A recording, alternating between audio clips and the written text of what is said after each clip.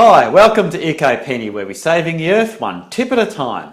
Do you want to make your own muesli bars that doesn't have the individual packaging and it's healthier and more nutritious to make it yourself?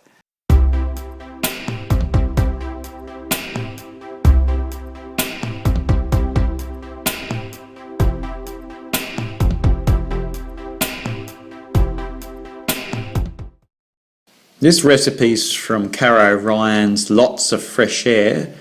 It's a great website about hiking tips and other things, so don't forget to check out her website, lotsoffreshair.com. We've got the oven at 180 degrees Celsius, preheating. The recipe will be in the description as well.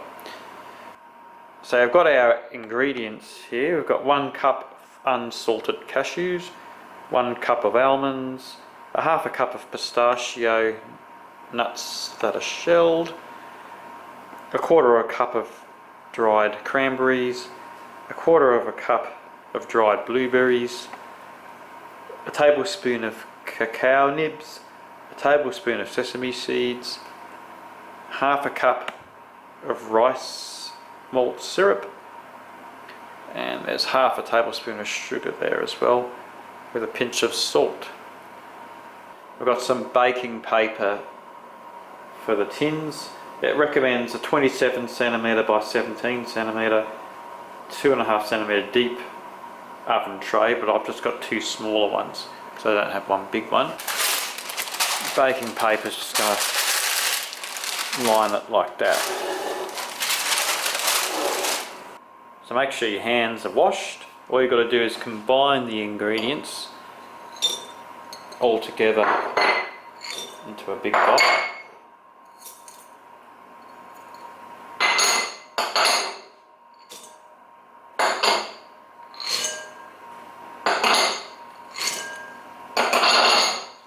Pinch of salt. So I'm going to combine them all except for the rice syrup, and then just mix them all up. Next thing, these have to be put in batches through a food processor just to chop them up a bit, but not so much that they turn to powder, just to chop them up a bit. Let's get chopping.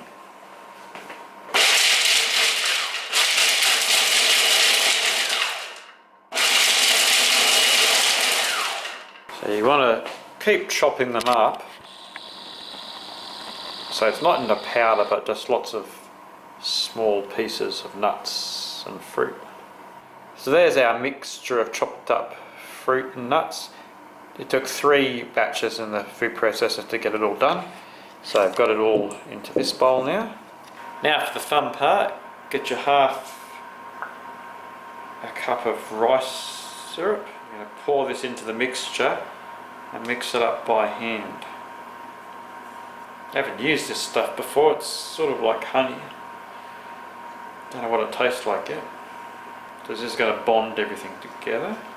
Definitely quite squelchy and sticky. So I want to make sure you get everything coated. Now I'm getting two-handed action. It's all pretty much coated. Then we can put it in the oven trays.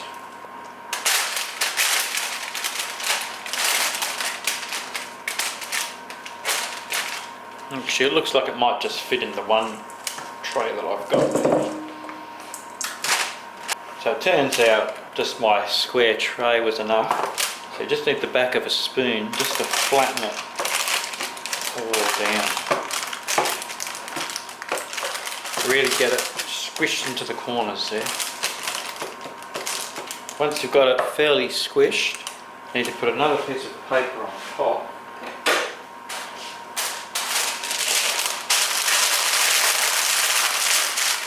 Make sure your jar's closed up. Use a jar as a rolling pin to really smooth it out. Almost there.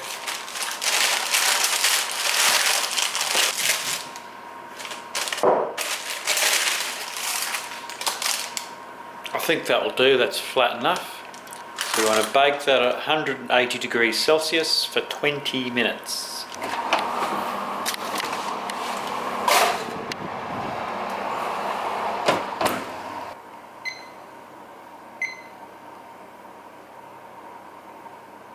just beautiful. It's been 20 minutes.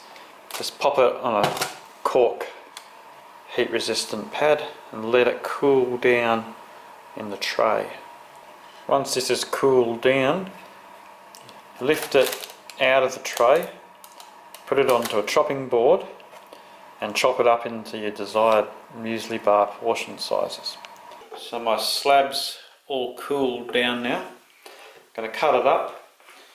I'm going to have some in a container to put in the freezer for later use, and some I'm going to put in a Ziploc bag for camping.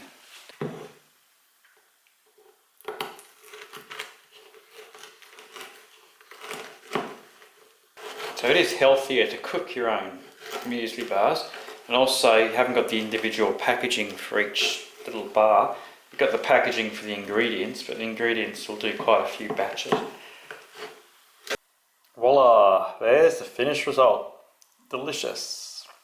Once you've baked the muesli bars, you can store the pieces in an airtight container in the freezer, and once you're ready to use some, take them out of the freezer, pop them in a reusable Ziploc bag. You can take that on the bushwalk with you. And these bags can be washed and dried and reused.